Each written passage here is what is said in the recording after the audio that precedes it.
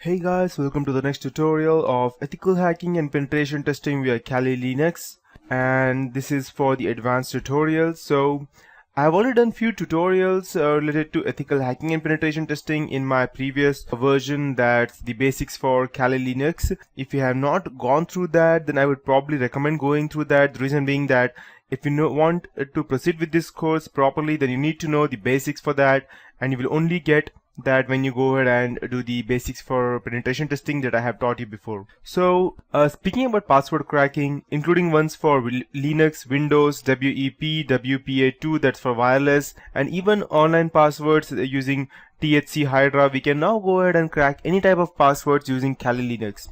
Now, I thought it might be worthwhile to begin a series on password cracking in general, and password cracking is both an art and a science, and I hope to show you the many ways and the subtleties involved in this. So we will start with the basic principles of password cracking that are essential to all password cracking techniques, followed by some of the tools and technologies used. Then one by one I'll show you how to use those principles and techniques effectively to crack or capture various types of passwords out there. So the first thing would be the importance and methods of password cracking. So passwords are most widely just let me go ahead and start up my VMware. So passwords are like most widely used form of authentication throughout the world. Let me just start it. A username and a password are used on computer systems, banks, accounts, ATMs, and many more. The ability to crack password is an essential skill to both a hacker as well as the forensic investigator. Whereas the forensic investigator needs to hack the passwords for accessing the suspect's system, hard drive, email account, etc. Although some passwords are extremely easy to crack, some may be extremely difficult as well. And in those cases, the hacker or the forensic investigator can either employ greater computing resources such as a botnet, supercomputer using the GPU or ASIC, etc. or they can look to obtain the passwords in other ways. And these ways might include insecure storage. In addition, sometimes you don't need a password to access the password protected resources. For instance, let's say for example, if you go ahead and replay a cookie, session ID, Kerberos ticket, and authenticated session, or other resources that authenticates the user after the password authentication, you can access the password protected resource without ever knowing the password. So if you want me to make this more clear, let me give you an example for that. I'll just go ahead and open the Facebook web page.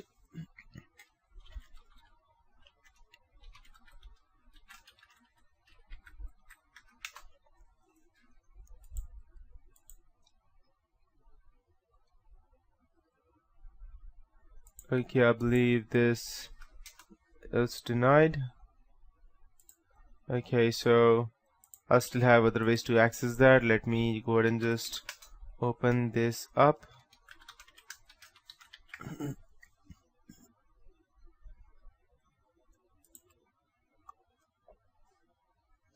me check if I could go ahead and access that.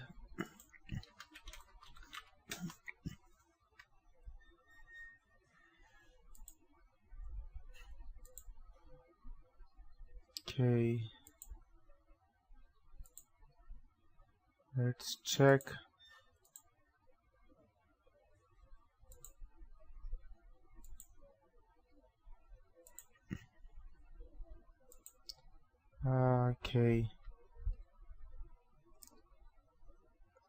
Okay, I believe I won't be able to. Okay, let me take you to a Gmail account. Gmail probably I'll be able to log in, I believe. Okay, perfect. So I'll go ahead and show you a few different ways. The first thing would be actually going ahead and hacking the password, and it can be through like using the keylogger or keystroke login. The second thing would be to actually go ahead and get the hash keys and convert that the MD5 or SHA5 or whichever it is the format is. Or we could actually go ahead and trick the user by using social engineering, or there's another way of cookie hijacking or cookie stealing. And cookie stealing means that, let's say for example, if I go ahead and access my Gmail account for once, after that I don't actually log out Or let's say for example, I log out, but over here when I am logging in, it will ask me to save the password, and I will save the password. So whenever next time I'm trying to log in, it will automatically go ahead and show me the passwords. So getting those cookies over the internet without me accessing this computer is called as cookie hijacking or cookie stealing. So as I told, there are different ways to actually go ahead and do that.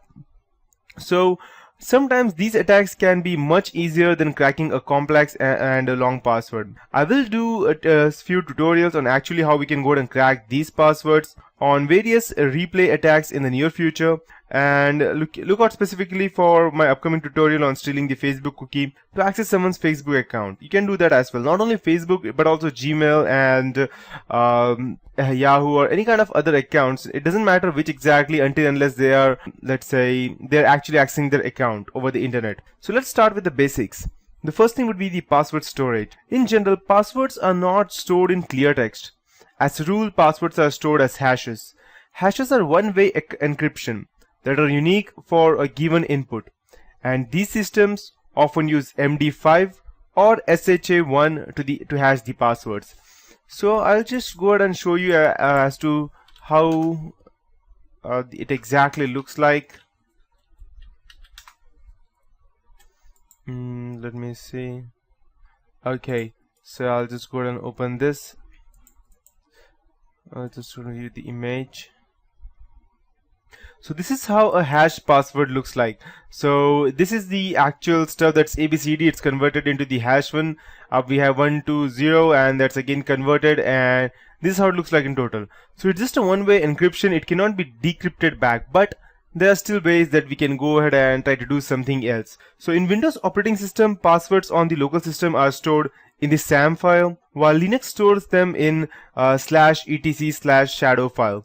So these files are accessible only by someone with the root or the system admin privileges. In both cases, you can use a service or file that has root or system admin privileges to grab the password. For, let's say for example, DLL injection with samdum.dll in Windows. And actually, if you go ahead and look at my previous tutorials, I have shown you different ways as to how we can go ahead and gather access to a victim's PC and then go ahead and manipulate that. And by doing that, you can also go ahead and gather the samdum.dll in Windows. And as of Linux, I'll just go ahead and show you exactly where the password is. File system, etc, and this shadow. This is the one. So this is exactly how it looks like, and the passwords are stored over here, and I believe these are the hash keys for my passwords. So I won't be actually going ahead and doing something to that, because if I did, I won't be able to log in myself. So there are different types of attacks to proceed with. First of all, so the first type of attack is a dictionary attack. A dictionary attack is the simplest and the fastest password cracking attack.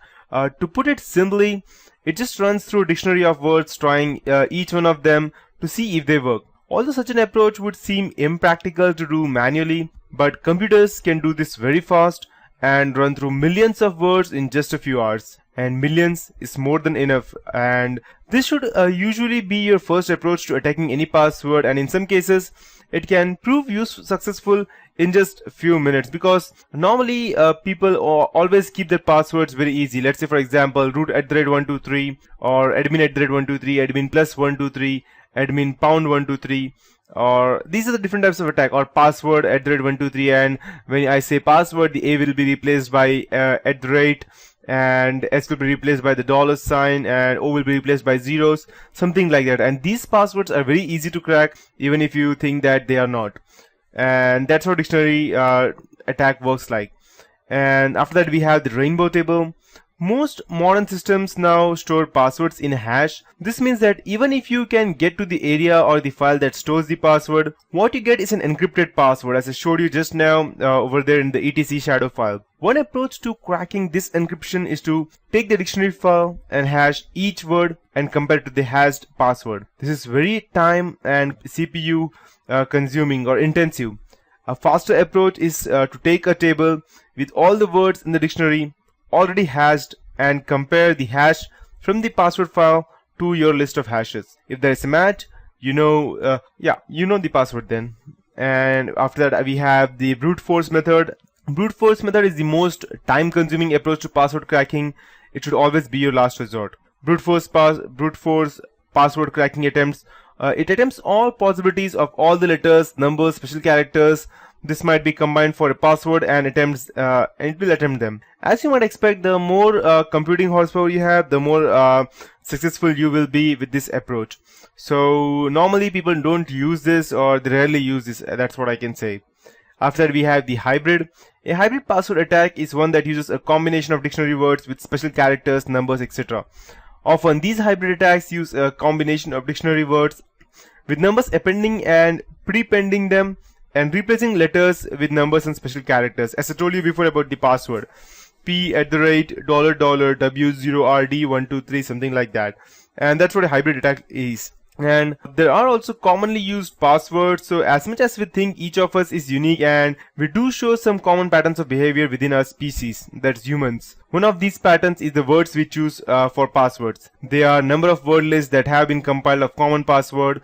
In recent years, many systems have been cracked and passwords captured from millions of users have been destroyed and displayed to the whole public. By using these already captured passwords, you are likely to find at least a few on the network that you're trying to hack.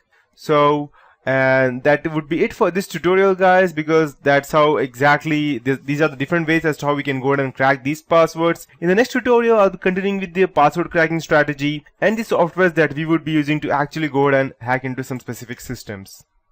Hey guys, welcome to the next tutorial of ethical hacking and penetration testing via kalilinux. So in the previous tutorial, I taught you exactly how password cracking works and what are the different ways as to how we can go ahead and crack them. And so in this tutorial, I'll be talking about the password cracking strategy and the softwares that we could use. Many newbies or noobs, when they start cracking passwords, they simply choose a tool and a word list and turn them loose. They're often disappointed with the results. Expert password crackers have a strategy. They don't expect to be able to crack every password, but with a well-developed strategy, not with a software. They can crack most passwords in a very short and limited amount of time. The key to develop a successful strategy of password cracking is to use multiple iterations, going after the easiest passwords with the first iteration to the most difficult passwords using different techniques for each iteration. So the few password cracking softwares that are famous are John the Ripper, which we have already over here, and where is it? Okay, so we have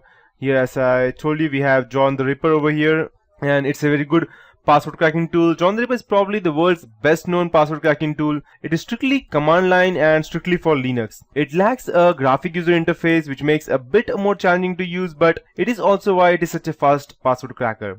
One of the beauty of this tool is its built-in default password cracking strategy. First, it attempts a dictionary attack, and if that fails, it then attempts to use combined dictionary words. Then it tries a hybrid attack of dictionary words with special characters and numbers, and only if all those fail will it resort to a brute force. So it knows exactly what it's doing. And in my previous tutorial, I informed you in the basics part that how exactly it works. I probably may have showed you a easiest way to use a John the Ripper to go ahead and crack the SAM database of the Windows. And in today's tutorials, I'll be teaching you how to go ahead and crack the Windows as well as the Linux password. So that is one part. After that, we have OPH crack. And as you can see, we have the OPH crack over here as well. OPH crack is a free rainbow table based password cracking tool for Windows. It is among the most popular Windows password cracking tools. And there is also one more that is known as Cain and Abel, which is also very popular, but it cannot be used for Linux, but OPH crack can be used for Linux and Mac systems as well. And it cracks the LM and NTLM Windows hashes. And for cracking Windows XP, Vista and Windows 7, you can download free rainbow tables. You can download the OPH crack on SourceForge as well if you're using any other operating system, and you can get some free and premium rainbow tables for OPH crack over there.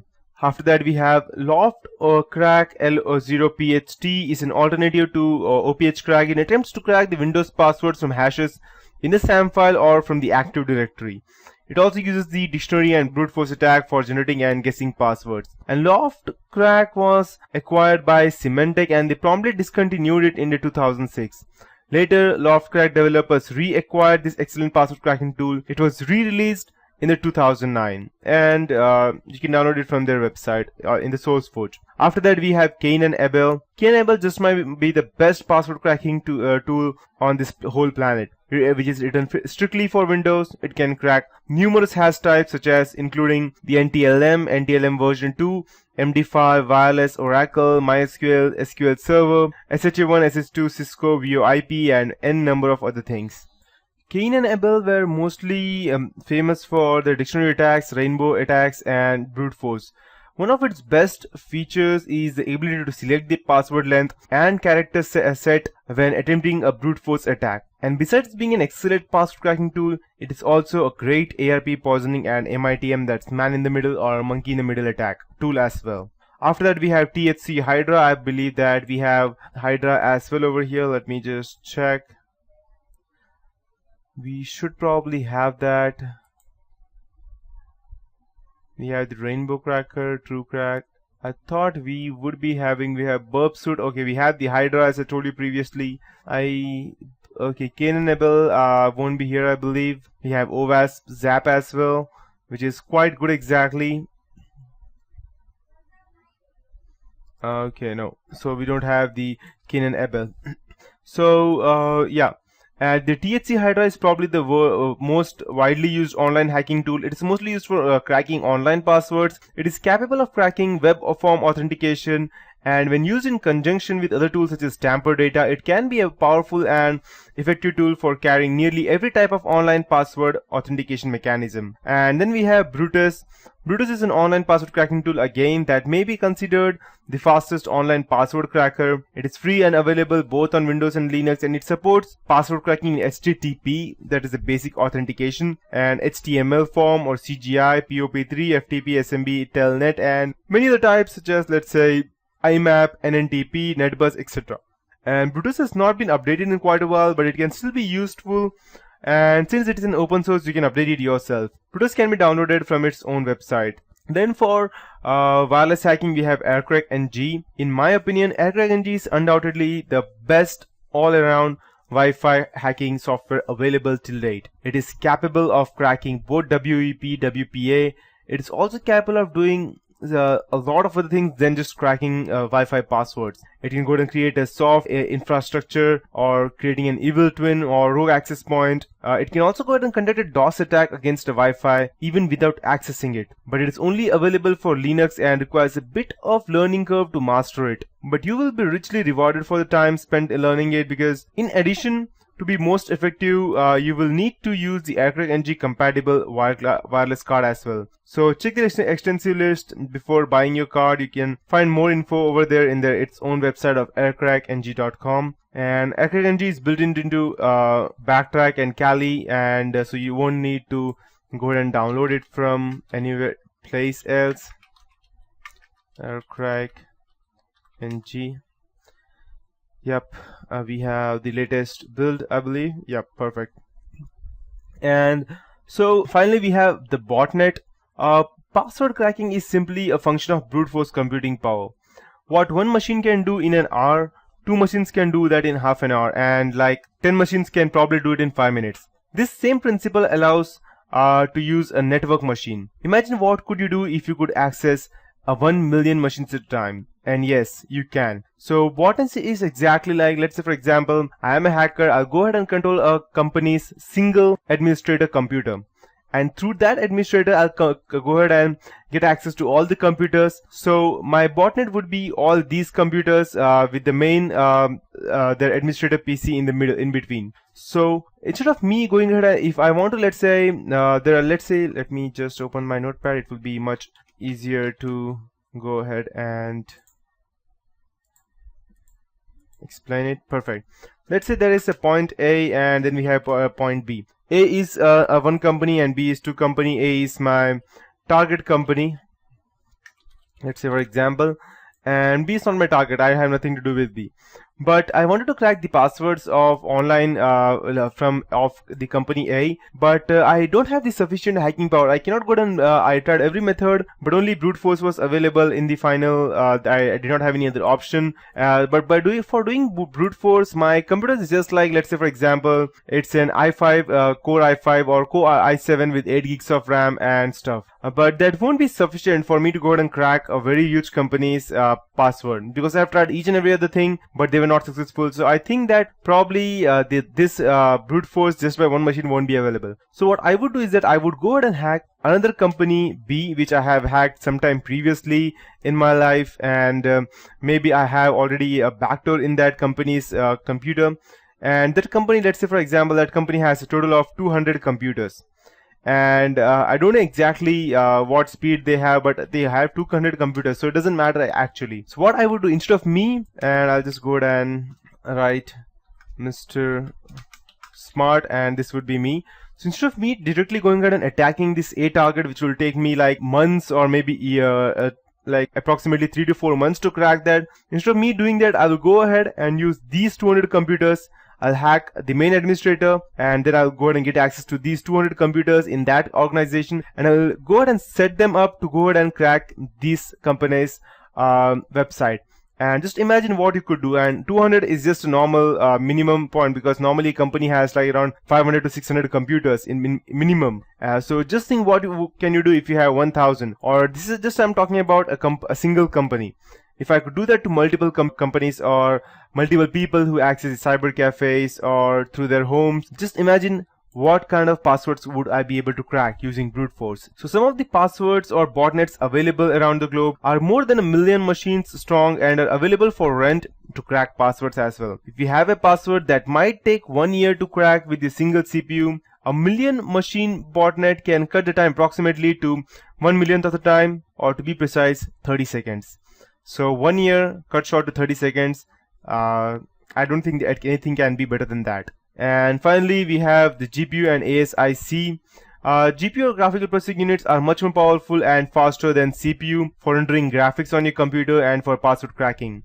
I have a few tools built into Kali that are specifically designed for using GPU to crack passwords, namely CUDA Hashcat or OCL Hashcat and Pirate. So just look on for my incoming tutorials in the by the end of these tutorials, and you will probably see one of my tutorials which would actually go ahead and crack these passwords. And I'll be using my GPU for my high-end video card to accelerate our password cracking. And ASIC, in our recent years, some devices have been developed specifically for hardware cracking. These application-specific devices can crack passwords faster than over 100 CPUs working symmetrically. So some of the examples are as follows, such as Bitfury boards by Black Arrow team or Butterfly Labs processor, and inside the Butterfly Labs we have Monarch. So Black Arrow Software and Butterfly Labs, among the others, are now selling these devices for prices up to 1,500 per piece. And yes, so that would be it for this tutorial. That concludes my beginning lesson on the basics of general password cracking. Stay tuned for more lessons as I go in deep with specific examples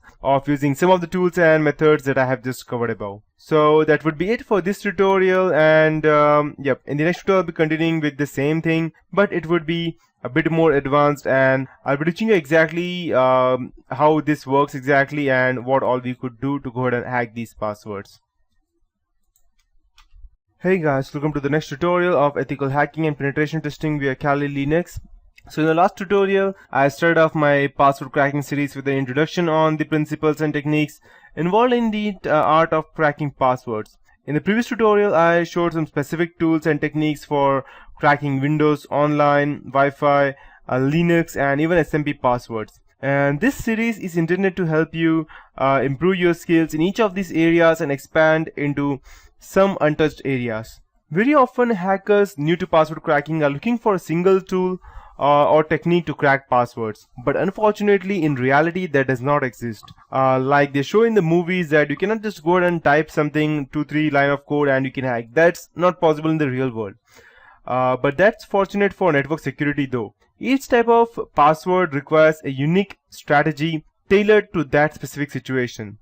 The situation can be the type of encryption such as MD5, SHA1, NTLM, etc. remote versus offline, salted or unsalted, and so on. Your password crack strategy must be specific to that situation. So in this tutorial, I want to discuss about the extreme password cracking strategies. Many new password crackers simply run their password cracking tool and expect a breakthrough, but that does not happen. They will run a huge word list and hope for the best. If it doesn't crack the password, they're lost. They will think that maybe this isn't they will just leave their hope completely. Here I want to develop a multi-iteration strategy for password cracking that will work on the vast majority of passwords, though not all. No strategy will work on all passwords with the exception of the CPU and time-intensive brute force cracking. So let me tell you something about how we could go ahead and develop password cracking strategy. I will assume here that we are after more than a single password. Generally, password cracking is an exercise of first capturing the hashes. In Windows system, these are in the SAM on the local Unix files, and then we have the other one, the etc, shadow, and Linux. Let's say, for example, Linux and Unix use MD5 and modern Windows use HMAC MD5. Other systems may use SHA1, MD4, NTLM, etc. Make certain you know what hash is being used on the system you are trying to crack. Otherwise, you will spend hours or days without having satisfactory results. All that being said, John the Ripper has an automatic hash detector that is correct almost 90% of the time, but when it is wrong, there is no way to know. In Kalilinux as well as the hashcat, I must tell the tool what type of hash we are cracking or we are trying to crack, else it will not work. So brute force attack passwords are short passwords. Although it might seem contrary to common sense, I often start by trying to use brute force for very short passwords. Although brute force of long passwords can be very time consuming, it can be days or weeks, but very strong passwords can be brute forced in a matter of minutes. And I start by trying to use brute force or 6 characters less. Depending upon my hardware, this can usually be accomplished in a matter of minutes or hours. In many environments, this will yield at least a few passwords. In addition, I'll also try to brute force all numeric passwords at this stage. Number passwords are the easiest to crack, and 8-character numeric password only requires that we try 100 million possibilities. And even a 12-character number password only requires 1 trillion possibilities. And you may think that is huge, but with powerful hardware, we can do this barely, let's say example, without even wasting a single time. So here we have configured keen enable to brute force 6-character password that are only numbers. So the first would be a low hanging fruit, to be more precise. Once I have broken a few short passwords by brute force, I'll still likely have a file that has many hashes in it. If you're trying to compromise an institutional or corporate network, we usually only need to crack a single password to begin the network compromise. Although the user whose password is cracked may have limited rights and privileges, there are many ways to escalate privileges to system admin or root. This means that if we crack a single password on a network, we can likely take down the entire network. All of the above have been said, let's next go after any low-hanging fruit. That means let's go after these passwords that are easiest to crack. For instance, if we now use the institution that has a password policy that all passwords must be 8 characters. Many people will make their passwords the absolute minimum, that is just 8 characters. To attempt a quick and dirty pass on these hashes, simply choose a list of dictionary words that are 8 characters. Running through the millions of words in such a list will generally take over approximately a few hours, and it's more likely to yield a significant portion of the passwords. Or the second point being social engineering, just try common passwords. Human beings, although we think are unique, tend to think and act similarly, but we're just like a pack of animals. We follow the herd and act similarly. The same can be said for passwords. Users want a password that fulfills their organization's minimum password policy, but it's also easy to remember. That's why we will see passwords such as admin plus 123, admin at the rate 123, root at the rate 123, or something similar to that, or password at the rate 123, or hash, or one or two letters may change. So despite its obvious simplicity, it fulfills a password policy of minimum of 8 characters, uppercase and lowercase letters, a special character and a number. Believe it or not, this password and its variations are used numerous times. And knowing that humans tend to use these types of passwords, in my next iteration on the password hash list, I will try a password list of commonly found passwords, and numerous sites on the web include word list of cracked or captured passwords. In addition, you might try scraping the web to capture as many passwords as possible. The step 4 would be to combine words with numbers. Running through the low hanging fruit in the step 2 and common words to passwords like step 3, it will likely yield at least a few passwords and the time it consumes is minimal. Next, we want to attack the remaining hashes and take the next step in complexity. In this iteration, we will run the remaining hashes through a list. That's because the longer dictionary words and dictionary words with numbers are the toughest. Users, because they are forced to change passwords periodically, will often add the numbers to the beginning or the end of the passwords. Some of our password cracking tools like Hashcat and John the Ripper, they allow us to use rules to apply to word list to combine words, append and prepend numbers, change case, etc. For hybrid attack, I usually crack 50% of the passwords in step 1 and step 4, but we have harder work ahead to crack the more intransigent passwords. These passwords will often include the special characters and combined words. This would include passwords such as, let's say for example, if I have passwords such as soccer mom, SOCC3RMOM, it will go ahead and crack that. If I want to write, let's say for next big thing, I would probably write N3XT B1GTH1NG. So these are literally strong passwords including special characters and numbers, but because they include variations of dictionary words, they're easily crackable and they're not that hard. After that, we need a password list that combines dictionary words with numbers and special characters. Fortunately, that is something that John the Ripper does automatically, but other password crackers such as Kane does not necessarily. Hashcat can be run with one of its many rule sets to combine words and special characters to your word list.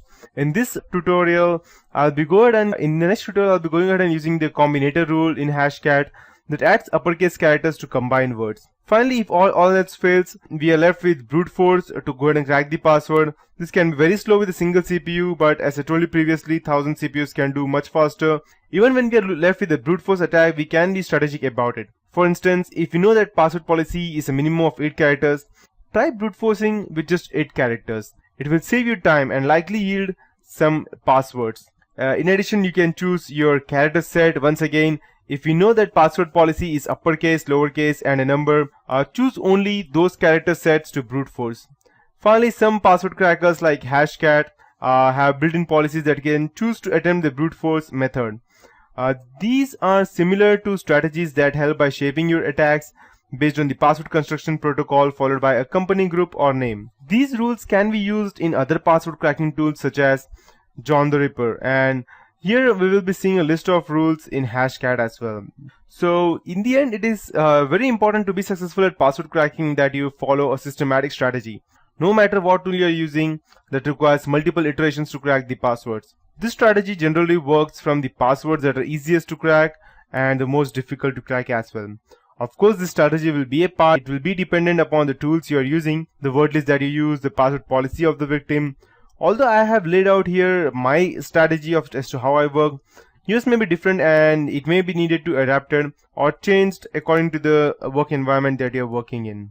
So, and that would be it from my end for this tutorial. In the next tutorial, I'll be actually teaching you as to how we could actually go ahead and crack these passwords, and I'll go ahead and show you how I can go ahead and actually use the interpreter prompt to crack my Windows password. And that's it for this tutorial. Hey guys, welcome to the next tutorial of ethical hacking and penetration testing via kalilinux. So in this tutorial, I'll be teaching you as to how we could go ahead and crack the Windows password from the secure accounts manager, that is from the SAM database. So what I would do is I would first go ahead and gain access to the victim's PC, and after that I would actually go ahead and try to crack his password. So the next time onwards, I won't actually have to go ahead and let's say I won't actually have to gain access to his computer, since I would be already having the username and the password. So let's start with the Windows 7 computer, and I'll just go ahead and enter my details.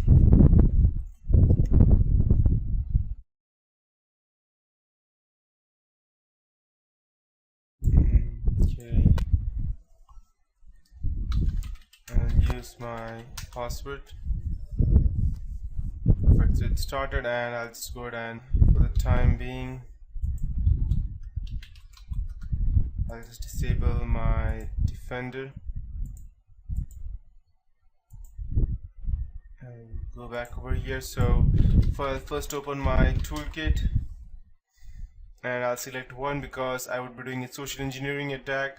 I would be going out and creating a payload and sending it to my victim. I'll select 4, and over here I'll need to go and insert my IP address. So I'll just type my config. So this is my IP address. I'll just copy it and paste it over here. I'll be using a reverse TCP connection, so I'll use 2 and I'll hit enter. I'll be using a backdoor executable so that I can gain access anytime, so I'll select 4 and I'll hit enter. The port would be 443. You can use any one which you want, but I would normally recommend 443 only. And just let this start. By the time this starts, I'll just go ahead and I believe it's in user share set. My file will be created over here, I believe. Yep, my file is created. I'll go ahead and start the listener, and I'll just go ahead and copy this file and paste it over here. Okay.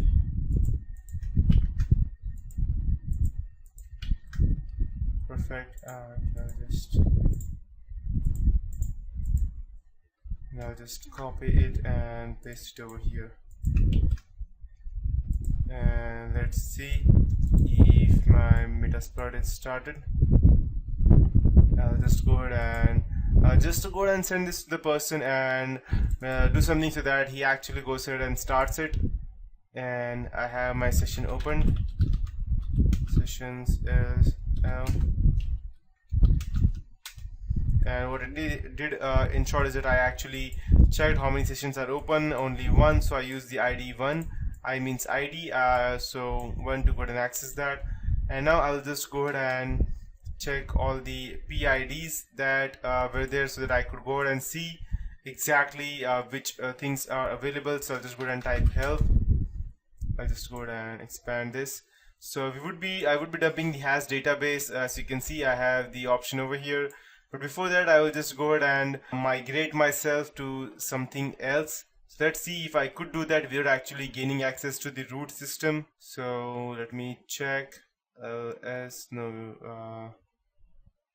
me check what would be. I believe it's PS. Yep, PS it is. And Windows Explorer.exe. The ID is 2376, I believe. Yep. So I'll just type migrate 2376. Just 2376, right? Yeah, perfect. Migrated successfully, and now I'll go ahead and delete my payload from over here. Perfect. And my session should still be running. Perfect. Let's check. Perfect, everything is working. So now I need to go ahead and dump this Windows 7 dump file. So let me just go ahead and check. I'll just type HASH-DUMP.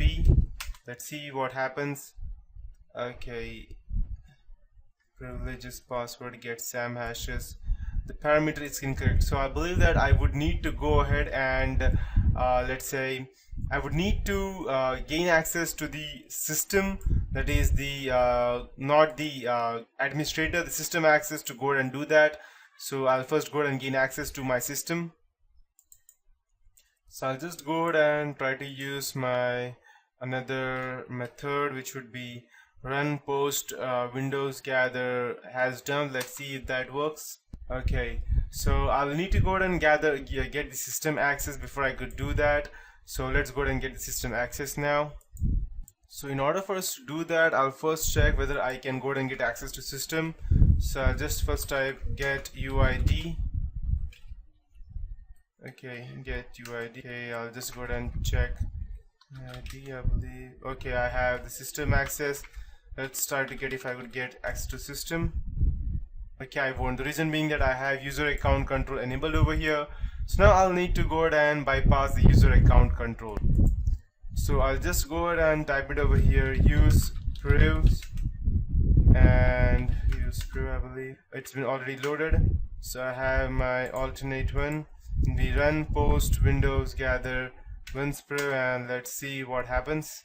Okay, so I only have these privileges right now, and now I'll just go and background this session for the time being. The reason because I need to go and bypass that, and now I'll go and try to search everything related to UAC.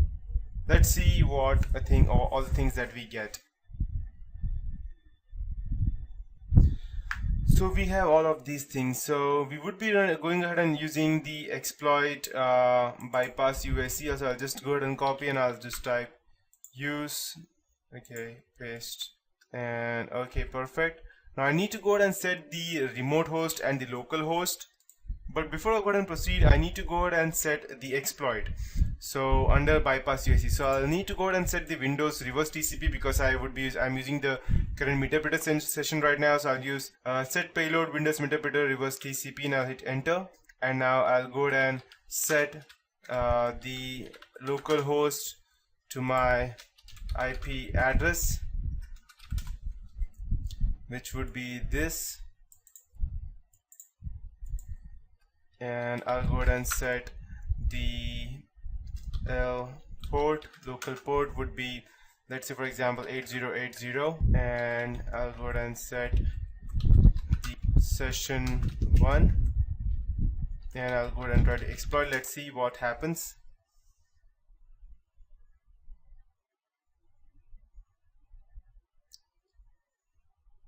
Okay, PI is not. Yeah, perfect. It is done, I believe. Let's check. Probably I should have used another port, but let's check what we get when we use this port again. Okay, I'm getting the same error. I'll just go ahead and change the L port to 2960. Now let's go ahead and see what's happening. Okay, the IP address is perfect. Address listening port and the execution process. Let's go ahead and try to run this one more time.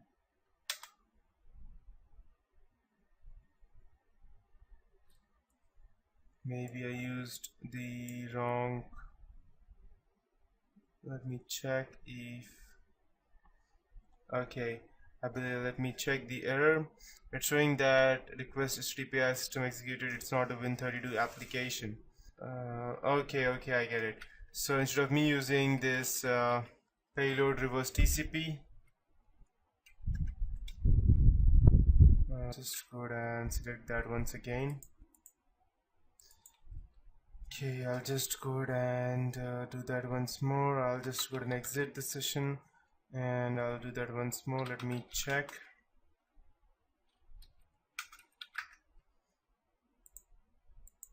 Okay, I've exited this session, and again copy same file. Let's see what happens. Maybe.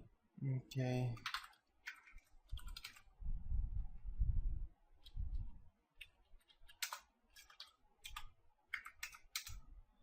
and just copy this specific payload and paste it over here. Okay, I already have it, so I'll just copy this, run it, and I'll just go ahead and spear phishing attack vectors. I'll just go ahead over here.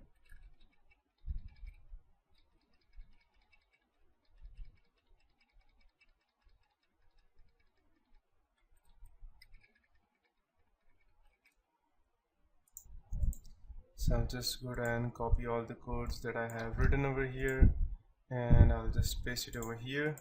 Okay, I'll just start my media MSF console.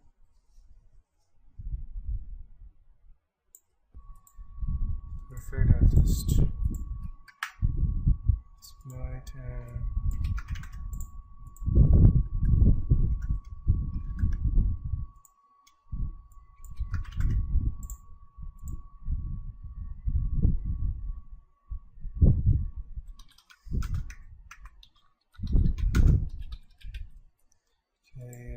check the IP address.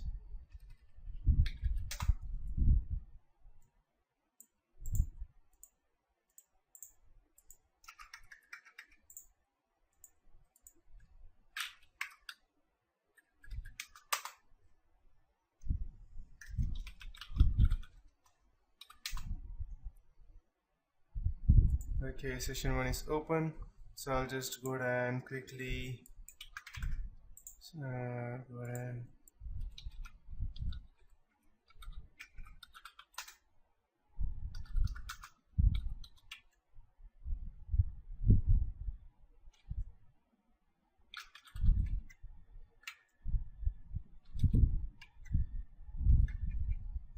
and post.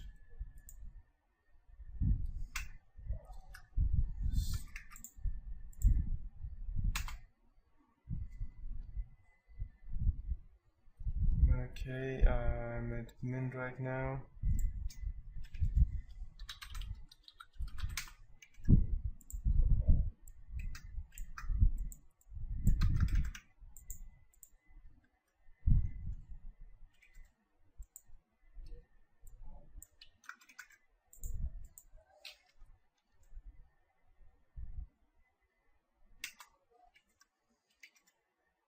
Okay, I believe maybe the payload should have been in capital. I'll just go and check. Never mind.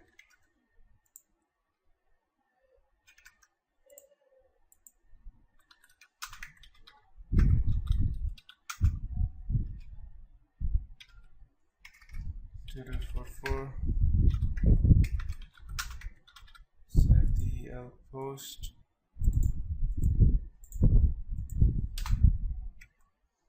And let's see.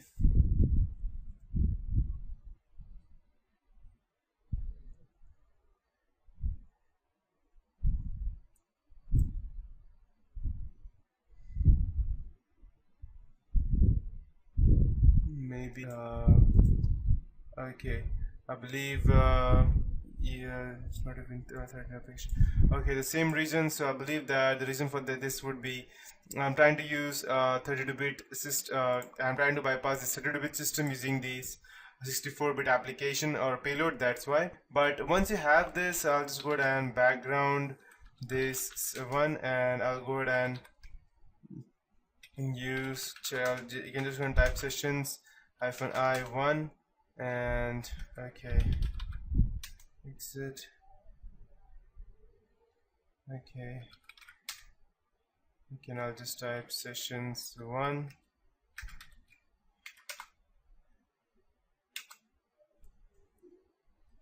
Okay, perfect. So what I could do, I could just go ahead and try to go ahead and dump the hash. Once you go ahead and gain access, you can probably go ahead and try to go ahead and create a different payload file. The reason being that I created a payload file which is of 64-bit, but I have this a 32-bit application, this 32-bit Windows system. That's why I just checked it over here. The reason it gave me it's not a valid Win32 application, and this is a 32-bit system file, whereas I was running this payload which is 64-bit. So you can just simply go ahead and run this hash dump example, and as soon as you go ahead and use this hash dump, then it will straight away go ahead and actually dump all the hashes that you have, and it will go ahead and automatically decrypt it and give you the exact password that you had. So that would be it for this tutorial. In the next tutorial, I'll actually go ahead and teach you how we could go ahead and crack Windows 7 password hash file with the proper method, as well as the Linux password without messing it up. Hey guys, welcome to the next tutorial of ethical hacking and penetration testing via kalilinux, which is the advanced part. So in the previous tutorial, we saw a lot of things as to how we could go ahead and actually crack into multiple things, how we could crack the hash passwords of Windows, and many other things. So kalilinux has lots and lots of potentials which we cannot even think of. So in this series on password cracking, I will go ahead and show you how we could actually go ahead and crack the hash passwords of our, let's say, our own Linux. But that would be the final part of this tutorial. After that, I will be teaching you what are the other ways as to how we can go ahead and do that. So let's go ahead and check how we could go ahead and crack the hash passwords. So continuing with my tutorials on how to crack passwords, I would now like to introduce you to one of the newest and the best designed password crackers out there, that is Hashcat. The beauty of Hashcat is in its design, which focuses on speed and versatility. It enables us to crack multiple types of hashes in multiple ways very fast. And just one thing guys, I'd like to tell you before I go ahead and with this tutorial, that in my previous tutorial, due to some or the other reason, the Windows 7 password, I was not actually able to go ahead and crack that. But the reason was that because I was not able to get the system access, but that's not a big deal, because if you go ahead and check one of my previous tutorial, you'll see that I easily cracked the hash password, as well as I went ahead and gained the system access. So the reason for that was in my previous tutorial because I had a hidden antivirus installed in my system, and it was not allowing it to go ahead and gain access to the system. But still I was able to go ahead and gain access to the default admin part. So I'll just go ahead and open it. So if you're trying to hack into someone else's PC and you're unable to gain access to them, don't get frustrated or don't get mad that you tried but it's not happening. There can be several reasons why you're not able to crack someone's password. Maybe the password is strong, but it's never too strong that you will not be able to crack that. So hacking is something that you need to keep on trying unless you actually go ahead and get that password, because there's always hard work that you need to do before you go ahead and get the successful fruits to your result. So as I mentioned in the previous parts of this tutorial, passwords are stored in a one-way encryption called as hashes, and these are there are multiple ways of obtaining these hashes, such as DLL injection in Windows system, or capturing the hash in transit, such as WPA wireless cracking, that is for our wireless LAN, that's Wi-Fi. So once we grab the hash for Windows, it will easily go ahead and crack that. That is, John the Ripper can easily crack that. But the next step becomes one of the finding of an effective and efficient way of cracking it. There are numerous tools, some of which I have highlighted in other articles here, but Hashcat is unique in its design and versatility. So let's take a look at how it works. So straight away go ahead and fire up your kalilinux, and over here, before I go ahead and start it through my terminal, I'll go ahead and show you how we can open it through the graphical user interface. So just go ahead in the kalilinux, over here go to applications, kalilinux, and over here you can see the password attacks. Inside that you will see these offline attacks, and over here you can go ahead and see this Hashcat. So as you can see, these Hashcat can go ahead and crack these different types of hashes, which is quite more than sufficient for us, and it's an awesome tool, just to be clear. So when we click on the Hashcat menu item, it opens the help screen, and at the top of the screen you can see the basic Hashcat syntax: Hashcat options, hash file, and mask word files and directories. So we can see some of the options for Hashcat displayed before the basic syntax. Some of the most important of all are the hash type, that is this one, that's the type MAV or whichever it is, and the attack method, that's -a. So in general we will need to use both of these options in most password cracking attempts with Hashcat, but there are more extensive options as well. If we scan a bit further down this Hashcat help screen, we can see there are more options. The first two below are some of the key options that Hashcat enables. First, Hashcat enables rules that allow us to apply specifically designed rules to use on our wordlist file. These rules can take our wordlist file and apply capitalization rules, special characters, word combinations, appended and prepended numbers, and so on. Each of these will help us to break the passwords that have been made more complex to avoid dictionary attacks. The next stanza shows us custom character sets. This enables us to set the character set that we want to use to crack the passwords. If we know the company or the institution's password policy, we can choose a subset of characters to meet their policy and speed up our cracking. For instance, if a company allows an all-numeric character to set, let's say 1, 2, 3, 4, 5, or any random stuff like that, we can choose to crack the hashes with just numbers. These types of passwords are very easy to crack. The next screen includes some of the most obscure attacks of all times, including the output file, the debug mode, and the built-in character set. Finally, we have to choose the type of hash that we are trying to crack. Hashcat gives us numerous options, And when I get ready to crack the hash, I would need to designate in our command what type of hash we are working with by giving hashcat the number associated with the hash type. Here I can see a list of some of the hash types hash can work with. So let me just go through that. So as you can see, we have these different hashes.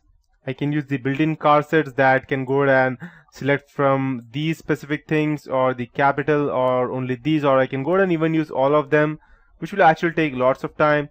And these are the hash types: MD5, MD5 that's pass salt, MD5 that's salt pass, then Unicode, HMAC, MD5. So these are to be more specific, this includes each and everything. So the next thing that we would have to do is to choose your word list. In this tutorial, I will be using a simple dictionary attack on some Linux hashes. To do so, I need a word list to work from. There are literally thousands of word lists available on the web, but Kali has numerous word lists built right in. So let's try using one of those. To find the built-in word list in Kali, we can type I'll just show you. Just type locate word list. Okay, so these are the different word lists that are available that we can go ahead and use to crack our passwords. So when we do, we can see that there are dozens of word lists available. I'll be using this word list built in for SQL map, which has over 1 million words and hybrid words as well. So we would be using that one through SQL map. And the next thing we would be doing is we would be grabbing the hashes. So in the next step, I need to grab the hashes on our Kali system. If we are logged in as root, we can see and grab the hashes as well. So in Linux, the hashes are stored in the etc shadow file. So it would be over here, and if you go ahead and type shadow, you can see this shadow file over here. And this is the full hash, but we would only be needing this particular file. So I'll just go ahead and do the word wrap. Okay, it's already done, I believe. So this would be the hash file that we are trying to crack. So now we can see the shadow file with the hashes as above. So this is the hashtag that I would be going ahead and actually cracking this, but that would be in the next part of this tutorial. So if you have the basics what I have been teaching you till now as to how you can go and do that, it will be very easy for you to crack. But if not, then you need to go through this tutorial again, or you can go ahead and we would be using this specific word list to go ahead and crack our database. And if you are using something else, these are different ones that you can go ahead and use. If you don't want these, you can go ahead and create your own and then go ahead and transfer that over here, or you can go ahead and download something from the web, but it would already have been included already in Kali, because Kali is already famous for multiple word list. So that is it for this tutorial. In the next tutorial, I'll be teaching you how we could actually go ahead and crack some passwords of our own kalilinux. Hey guys, welcome to the next tutorial of ethical hacking and penetration testing via kalilinux. So yeah, before I proceed, I'll just go ahead and close this Windows stuff. Okay, so I'll just come back over here. So in the previous tutorial, I taught you where our shadow file is. So I'll just go ahead and show that to you once more. Over here in the file system, you can go in the etc and just type shadow, and this is where our passwords are stored. And this is the one which is converted into the MD5 hash file. And everything is converted in fact, but we will only be interested in this one. Perfect. I'll just go ahead and close this. So in this tutorial I will be grabbing the hashes of our own kalilinux, which is quite secure, but still, no matter how much secure it is, it will still be it can still be cracked. There's a famous quote for that that's called as security to obscurity, and that's very famous. So you can just go ahead and search that, and you'll come to know exactly what I mean over here right now. So you can see the shadow file over here with the hashes below.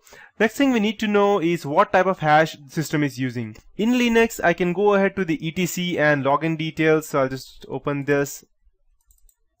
So just to be sure, over here before I proceed, I'm assuming that we already have access to the computer or whichever we are trying to hack, and we are just trying to gain the password for that so that we could go ahead and gain access to it anytime.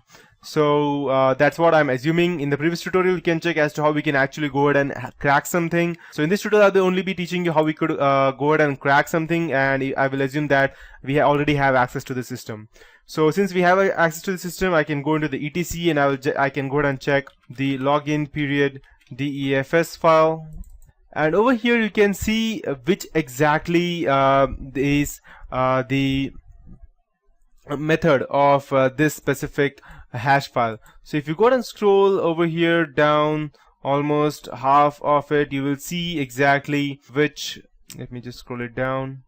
Okay, so as you can see, we have the method over here. Encryption method is SHA512. So now we know which, now we have the hash file and we have the SHA512 method. We know that which encryption method is it using. So this is very important, as we will need to tell the hashcat this information when we are ready to crack the hashes. Else we'll have to just go ahead and use each and every other method and it will not work. So I'll just go ahead and fire up my terminal. Perfect. Okay, so now we come to the part where we would be going ahead and cracking the hashes. So now we know the basics of hashcat as to what exactly hash is and how exactly it works. That is the login details. We know in which it is actually converted, which is the encryption method used, and we already have the hashes. Let's put these hashes into separate file. I'll just go ahead and name this as hash list. So I'll just go ahead and type cp space /etc/ shadow, and I'll just go ahead and name it to as hash period lst. And to make sure that they are copied over this directory, I'll just type more hash lst. And okay, so as you can see, we have all of the details over here that we had. I'll just go ahead and close this. But now as you can see, it's only displaying half of the part. If I go ahead and click enter over here, it will show me everything, 52, 54, 56. That means it's showing the rest of the things that is included in that. So I'll just go ahead and close. Perfect. So to prepare this file for cracking, we need to remove all of the information in this file except for the hashes. So the etc shadow file includes the username, salted hash, and everything. As you can see, it uses the bin, sys, and UUCP backup. So we need to remove all of these things because we don't need that. It also includes the username hash, and we don't even need that actually. So in order for us to do that, we need to remove all the information, leaving just the hash. We can see that the file starts with the username, that's root colon and this file. So open this file in your favorite text editor. It can be leafpad, vim, or vi. I'll be using gedit, and I'll be using hash period lst, and I'll hit enter. And when it opens over here, I will be going ahead and deleting everything. So now just go to the end of the line and remove the information after the hash that starts with the colon. So I'll just go ahead and delete all of these things and this username as well. Perfect. So yeah, now we have a file with just the hashes and nothing else. So yeah, perfect. So in the final step, we can now start cracking the hashes. So I'll just go ahead and let me just edit it over here. And yes, we also need to go ahead and remove all of these things. Perfect. Okay, let me check. I believe this is something different. Okay, never mind. I'll just save this and I'll try to crack. If I'm unable to, then I'll just go ahead and delete this and this as well. Never mind. Let's go down and I'll just save it, and perfect. I'll close it. Perfect. So now hashcat, through hashcat we will go ahead and use a command through which I can go ahead and crack that. So I'll just type hashcat, and if you are unable to go ahead and crack something, don't be frustrated or disappointed, because that happens a lot of times. It just takes practice and experience to go ahead and use the perfect characters to go ahead and crack that. So this is the specific crack period txt, and remove hash list. I'll just go ahead and move it over here so that it will be clear for you to see. st, and I'll type /user share SQL map. Okay, perfect. txt /wordlist period txt. Perfect. Over here, before I proceed, -m m800, it designates the type of hash that we are cracking, that is SHA512. over here. -A0 designates a dictionary attack. -O, it means the crack TXT means it is the output file for the cracked passwords, where we would be going ahead and saving everything. Remove tells Hashcat to remove the hash after it has been cracked from the hash period LST in our input file of hashes to user share SQL map txt wordlist, where it is the absolute path to our wordlist for our dictionary attack. So once the cracking process starts, we can hit enter to get an update on the process. When hashcat is completed, it will work and it will show you the screen like where hashcat announces that it has recovered all the hashes from everything over here of the work. So now we only need to open the cracked TXT file to view our cracked passwords. Hashcat may be the world's best password cracking tool right now, so take some time and get to know it. It has many more features than I have just used right now, which has more advanced version. I'll just go ahead and select enter, and yes, just go ahead and hit yes over here. Okay, let's just file a directory. Okay, I should have typed hash period lst. Okay, now press enter for the status screen and it will start going ahead and try to decode that thing. Hashcat can crack many passwords many times faster than your CPU can. So if you have your GPU installed, that's graphic processing unit installed and up and running, then it will take much easier time for you to go ahead and install. So as you can see, the progress is 0.78%. You can just go ahead and type on hitting enter. So I have in fact a decent password over here. I won't even say decent, so it should be probably be cracked within few seconds or minutes, not seconds exactly. So let's see what it is exactly. 0.9%. It's 1.5% is over. 415 were planes and 415 were words which have been checked till now. Let's wait till this gets completed.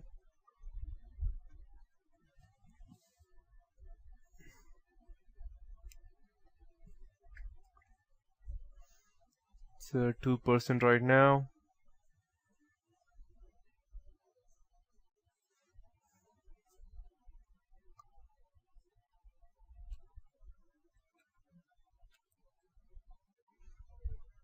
I assume this will take a bit of time. So it contains a total of I believe 12 lakh passwords, I believe, if I'm not wrong. It contains 12 lakh words inside that word list, and the progress is this much, so it's still continuing. So by the time it is over, let's go ahead and check our txt file and what all passwords are there inside that.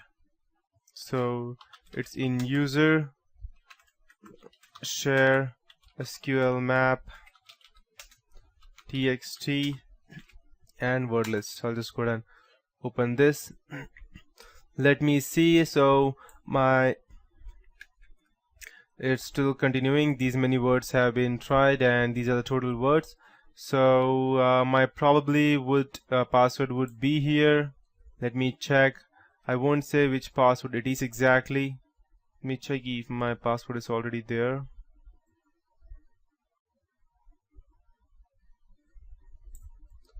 Okay, and let this continue.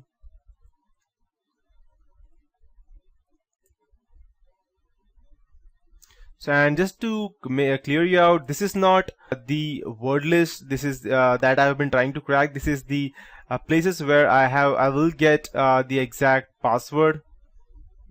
So let me check. My password is abcd@123. So let me check if it is cracked. Okay, it will take much more time. Okay, as you can see, I have it over here.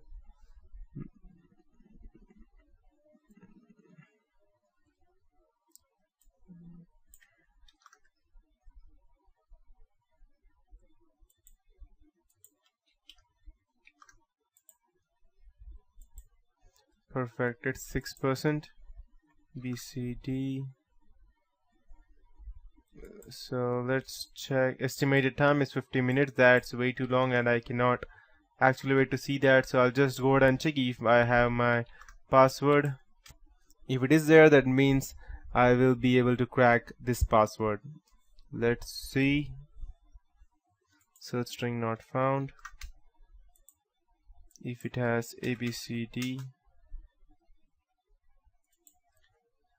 So we have ABCD, that means at the 1 2 3, so I should be able to crack this. So not a big deal for that. So if, and just make sure that it may not necessarily crack the whole password. Let's say for example my password is ABCD at the 1 2 3. It may only crack ABCD and it will show something like letter or some 3 4 words in between and then 1 2 3. The reason being that it was not able to detect what it was, or it was not able to let's say decode that was. It won't be very much hard to go ahead and ask for decode that if it's just like 3 to 4 letter word, because yeah, it won't be easy because we have already cracked most of the time. So you can just go ahead and try your luck replacing that text with something like 1 or 2 or ABC, any random stuff, and you will be able to crack that. So that is it for this tutorial. I won't be able to wait till the password has been cracked because it will take approximately an hour for us to crack. As you can see, the time is counting down and it was like extremely it was probably 1 hour when it started. Yep.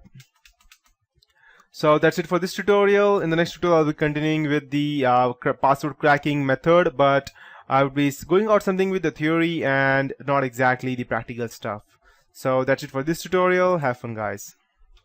Hey guys, welcome to the next tutorial of ethical hacking and penetration testing via kalilinux. So in the previous tutorials I have taught you as to how we could go ahead and crack different types of passwords, SHA-12, SMD5 and different other things. So in the series on password cracking, I have been attempting to develop your skills in the age-old art of password cracking.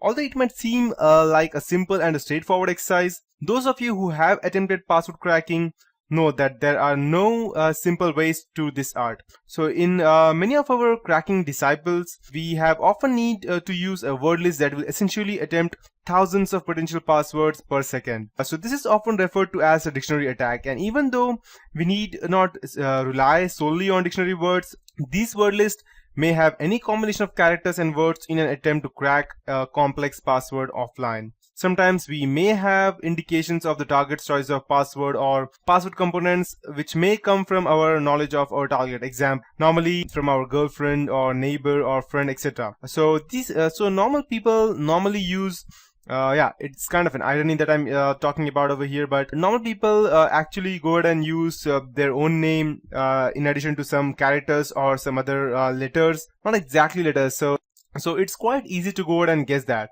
We may also know the organization if we're trying to attack an organization, their password policy, minimum 8 characters or uppercase and lowercase, etc. So in these cases, we may be able to generate a custom word list that reflects our knowledge of the target or the organization's password policy. kalilinux has built it into a tool called as Crunch that enables us to create a custom password cracking word list that we can use with tools such as Hashcat, Cain and Abel, John the Ripper, AirCrackNG, and many others. This specific custom word list might be able to save us hours or even days in password cracking if we can craft it properly. So let's get started with Crunch and generate some custom word list to crack passwords in our favorite password cracking tool. So let's go ahead and fire up our own kalilinux and open the terminal. And before I proceed with the okay, I'll just go ahead and show you the GUI method. So you can select kalilinux. Over here you can go to the password attacks. Over here the offline attacks because we are cracking something online, and you can go ahead and you start Crunch over here. So it does not say much about itself. Crunch can create word lists based on the criteria you specify. The output can be sent to the screen file or another program. So usage would be Crunch, minimum and maximum characters and options, and minimum and max are the numbers. So please refer to the man page for instructions. So we don't actually need to go ahead and use anything. So unlike many other hacking applications, Crunch does not provide us with much info on its opening screen. Let's say for example, if I go ahead and open the SE toolkit, it will give me a lot of information about itself, such as social engineering attack. If I go ahead and type 6, I'll get the help exactly. Okay, there's no such file directory, readme. Okay, the MD file, I need to go ahead and rename that, so I'll just ignore that. Or if I could just go ahead and type #cat, and I can just go ahead and type help, it will show me all the things that #cat can do. Or if I type, let's say for example, evil grade, it will give me each and everything that evil grade can do. But over here, as you can see, it does not provide much information about itself. So I believe that because Crunch, although relatively is simple to work initially, it has so many sophisticated options that the developer has to put much information in the man pages. So that's why he has not gone ahead and discussed much about it over here. So basic syntax for Crunch looks like you can just go ahead and open the kalilinux and Crunch, type out the minimum and maximum characters, the pattern that would be -t, and the output that would be the file name. Now let's go over what's included in this syntax over here. The minimum is the minimum password length, maximum is the maximum password length, character set is the character set to be used in generating the passwords. -t is the pattern, that is the specified pattern of the generated passwords. So let's say, for example, if you knew that your target's birthday was 0728, that's July 28, and you suspected that they used their birthday in their password, that's people often use, so you could generate a password list that ended with 0728 by giving Crunch the pattern such as, let's say for example, @ something like that, and 0728, something like that. So this word, this will generate up to 11 characters, or I don't know how much exactly. Let's me count 1, 2, 3, 4, 5, 6, 7, 8, 9, 10, 11, 12, 13. So I'll just go ahead and delete 2. Perfect. So this will generate up to 11 characters of password. So 7 will be variable. That means these 7 digits can be anything, whereas these are fixed because we think that the person may use these 4 digits as fixed. And it will total have 11 characters in total. And -o over here will be the output file. So this is the file that you would want the word list to be written to. So the Crunch manual. Let's go ahead and check the Crunch manual for that. So I'll just type man and I'll type UNCH. And this is the how it looks like, the Crunch manual. I can just go ahead and view all of these things, but it's extremely long, so I won't be actually going ahead and looking into these things. But if you want to gather a good understanding of what exactly we are doing, then you should actually go ahead and see these things. And I'll just go ahead and type Q to go ahead and quit. So since now you have opened manual pages for Crunch, it will look like that.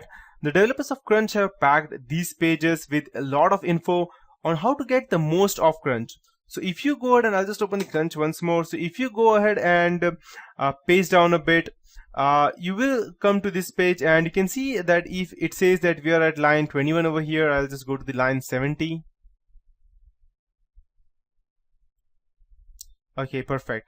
So if you see it over here, it will show that -f will go ahead and specify the path, and -I will go ahead and invert the output. So example, if I used AAA, then invert of A is AAA again. If I used AAB, it will go ahead and convert it into BAA, and etc. and something like that.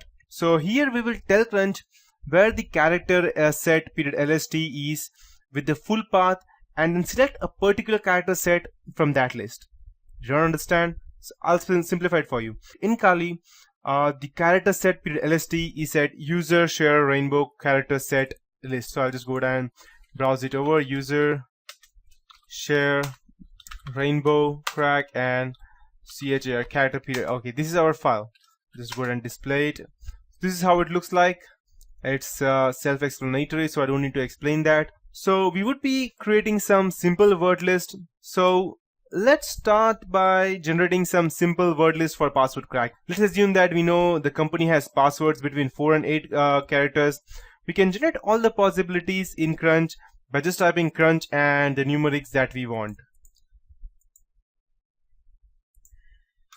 Hey guys, welcome to the next tutorial of ethical hacking and penetration testing via kalilinux. So I'll just continue where I left off in the previous tutorial. So in the previous tutorial, I taught you about the manual page of Crunch. So over here, we will be generating some simple word list for password cracking.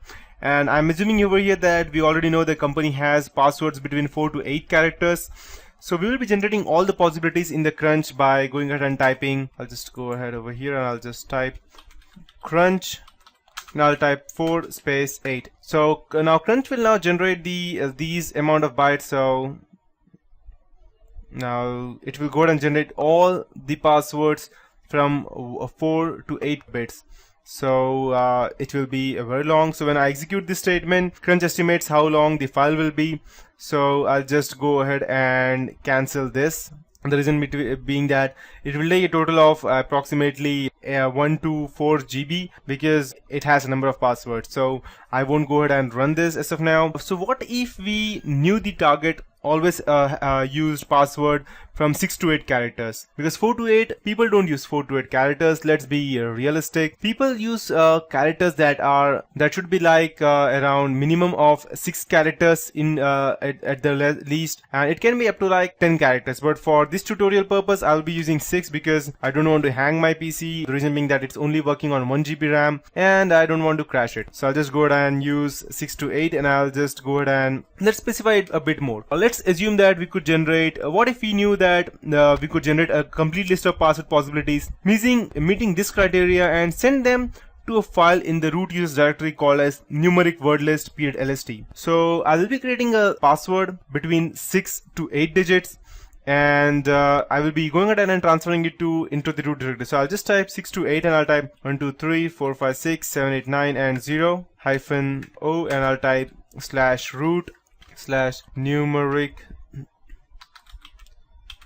_ wordlist .lst, and I'll hit enter. It will now generate the passwords, and as you saw over here how many it was. So if we knew the target's birthday was July 28, as I told you in the previous tutorial, and they likely used, it's likely that they will use that date because people often use their birth dates in their password to make it easier to remember.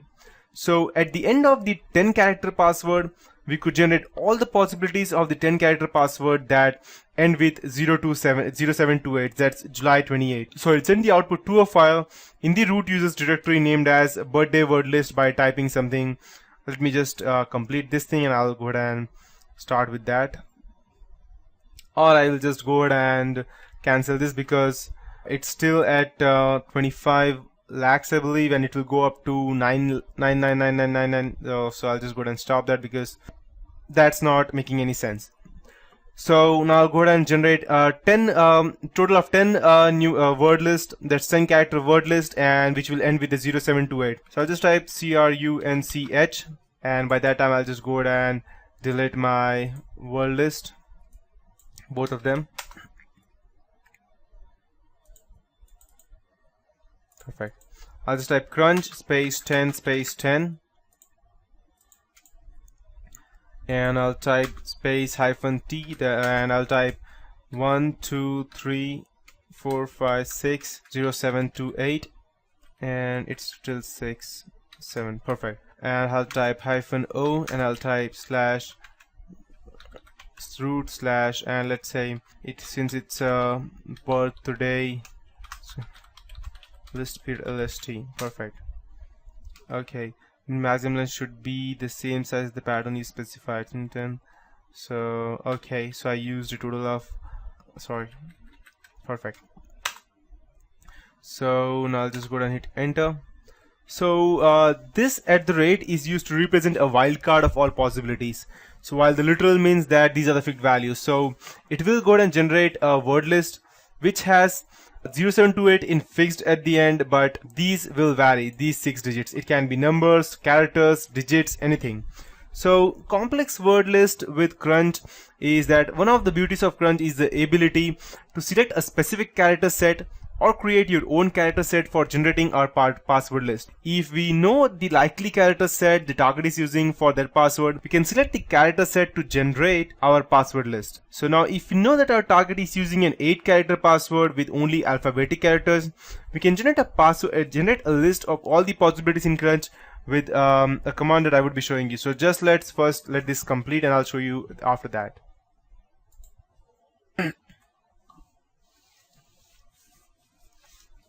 41% is completed.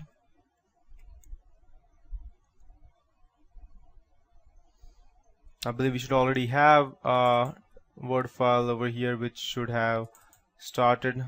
Start. Okay. Root. Perfect. Let it complete.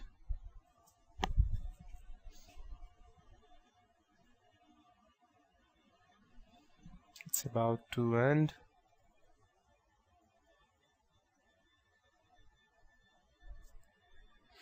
These are the total passwords that we would be getting right now.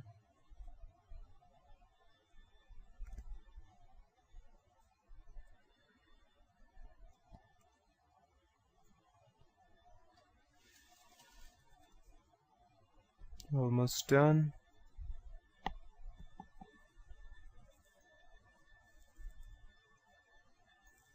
Perfect. Just go ahead and open that right now. My birthday list is created, so I'll just go ahead and open that. Okay, let me check. Allocate. Okay, so it won't be able to open, the reason being that it has lots of files, so I cannot open it with a leafpad because leafpad does not support that. So I'll just open it with G text editor, and I'll just go ahead and cancel this. The reason being that I'm canceling is that because, trust me, you would not want to go ahead and open this file. It will contain all the files, but just think, it's trying to go ahead and open. I'll just go ahead and show you.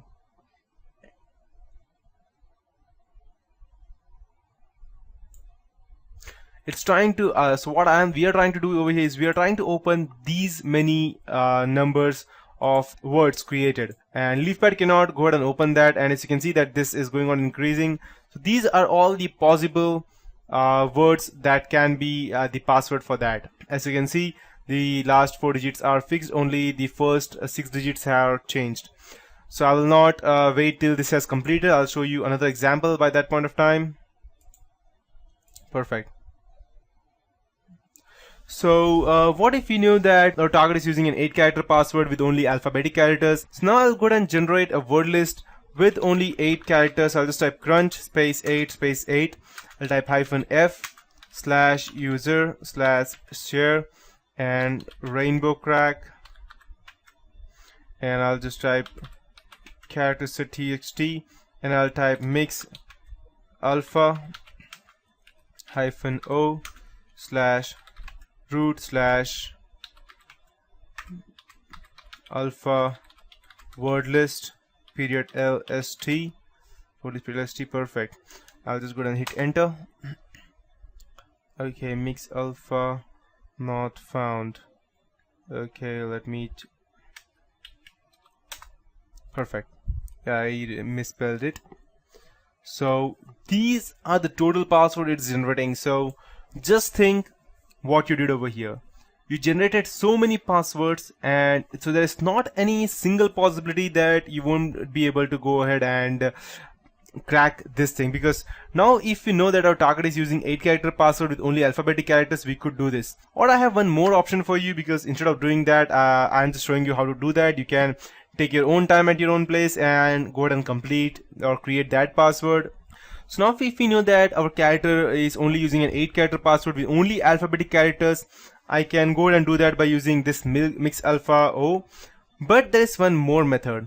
I'll just type the same thing, but it would be a bit different. I'll just type the same, that's crunch 88-f and user share rainbow character set mix alpha o root word list. So this will go ahead and create that specific thing. This will generate all the 8-character passwords using only alphabetic characters, no numbers or no special characters, and storing them in a file called as alpha wordlist period lst in the root users directory. So while cracking passwords, there are multiple methods of cracking unknown passwords. These include dictionary, rainbow table, brute force, and others if we know that parameters of the password, or we know something about the target and their possible passwords such as birthday, pet name, spouse, etc. Crunch can be extremely useful tool for generating specific word lists to be used in a dictionary like attack. So yeah, that is it for this tutorial. Stay tuned on these tutorials on password cracking for more guides, and there would be one final tutorial before I go ahead and complete the password cracking chapter in whole. So that's it for these tutorials. Have fun, guys. Hey guys, welcome to the final tutorial of ethical hacking and penetration testing via kalilinux, and this is the final tutorial for password cracking. So in all of my tutorials till now, I have taught you how we could go ahead and crack different types of passwords or generate word list through various ways. So in this series of password cracking, In my previous tutorials, I began by showing off some basic password cracking principles. I developed an efficient password cracking strategy, demonstrated how to use Hashcat, which is one of the most powerful password cracking programs. And then I showed how to create a custom word list using Crunch. In this tutorial, I will show you how to create a custom word list based upon the industry or business of targets using CeWL, or cool as I say, or the specific word would be CeWL, C in caps, WL in caps. That's what it is spelled actually. So most password cracking programs are only as good as the word list that you provide them. Brute force password cracking is very tedious and time consuming, but if you can find an appropriate and well designed word list that is specific to the user whose password you're trying to crack, you can save yourself hours, maybe days, or even months and years of password cracking. And trust me, when you're trying to crack some extremely difficult password, it can also take you months. But normally people don't go to that extent unless you actually have a supercomputer and you are trying to crack some password, or you're trying to launch some kind of nuclear attack to other country. So just joking. So Crunch is great at creating word list based upon a set of rules such as a number of characters, the character set, etc. But it doesn't enable us to choose a word list that is particular to a business or industry or interest. We are humans and we are not always very creative, and we often fall victim to the familiar, especially when generating passwords. If we understand that, it can be helpful to finding potential passwords and generating a relevant password list. For instance, let's say employees at a construction company are most likely to use words for the passwords that are used in their industry, such as lumber, girder, build, soffit, eve, etc. People in drug industry are more likely to have passwords such as prescription, drug @123, hash, pound, narcotics, barbiturate, etc. So you have the idea as to what I'm talking about over here now. So it's simply actually human nature or social engineering that words we use in our everyday experience will first pop into our heads when we are considering passwords. That's why many people use their pet's name, spouse's name, children's name, birth dates, anniversaries, street addresses, etc. These are not very creative, and used words and numbers that first come into our mind are the one that we use normally. So leave these things apart. If you are a system administrator or working under security, many people even keep the password as admin @123, admin plus 123, admin pound 123, or root @123, root pound 123, or something like that, which is actually very stupid. So let's get started as to how we could actually go ahead and use CeWL. So we can use this lack of creativity to develop a specific word list for a specific company or industry.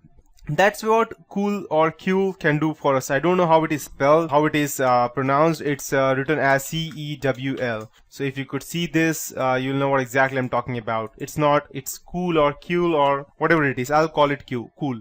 So CeWL is designed to grab words from the company's website to create a specific word list to the company in order to crack passwords of the users at the business.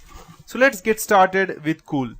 So I'll just go ahead and close this. So just fire up your Kali. I'll just and just type CeWL and type -- help. It will show you all the metadata and what it could go ahead and use to go ahead and crack the passwords. So note that the depth, that is the -d over here. -d is the minimum word length, -m is the switches. -d switch determines how deep, that is the default is 2, into the website the cool will crawl, grabbing words, and -m switch determines the minimum minimum length of words it will grab. Since most firms have a minimum password length, there's no need to grab short words. In this case, I will be setting the minimum to 7 letters. So let's see how we could go ahead and build a custom list with cool. To build a custom word list, we set the CeWL to scraping words from the websites. So let's say I'll go ahead and use the Microsoft website. So it would be www.microsoft.com. So I'll go ahead and type it's CeWL CeWL space -w space custom _ word list period txt space -d space 5 space m, because it will be between 5 to 7, and space 7 www.microsoft.com. Okay, perfect. and I'll hit enter. So let's break this down. The -w is the custom word list .txt file. The w means it will go ahead and write to the file named as custom word list. -d would be the depth that CeWL will crawl to the website. That means inside the website. The 7 means the minimum word length. In this case, it will grab a word of 7 characters in minimum. And www.microsoft.com is the website. This command will then crawl the Microsoft website to a depth of 5 pages, grabbing words at least 7 characters long. After several hours of cracking or few minutes, as you can see over here through the website, CeWL can place all the words it found inside the file that is custom wordlist.txt. We can then open it with any text editor. In our case, we will be using the notepad over here. So you can just go ahead and type over here as leafpad space, you can type custom word list, and okay, nothing has opened. I believe I believe I don't have connectivity to the internet. Let's check.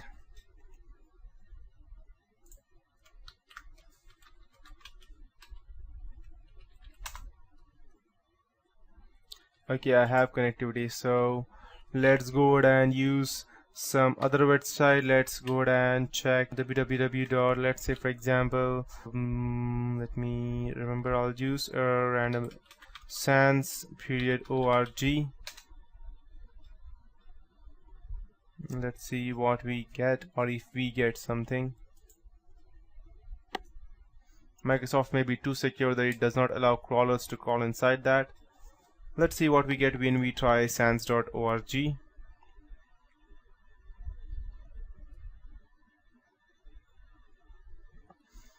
I just hope that this will not duplicate anything.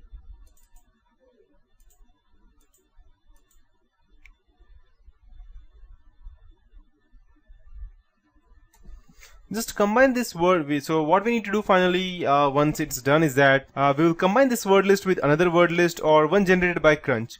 So place these words first as they are specific or to this user or company and are more likely to be correct. Of course, we can use CeWL to create custom word lists for password cracking targets other than the employees at a particular company. For example, if we know the individual who is our target is a football or a soccer fan, we use a CeWL to crawl a soccer site to grab soccer related words. That is, we can use CeWL to create specific password list based upon just about any subject area by simply crawling a website to grab potential keywords. So let me check if it's completed. If it's not, then I would have to likely end this tutorial. Okay, it's still searching. So once it has searched everything, it will go ahead and write that down to our custom word list. But that is it for this tutorial, and yes, that concludes the whole chapter of password cracking. So that's it for this tutorial. In the next tutorial we'll be looking at something different, and yeah.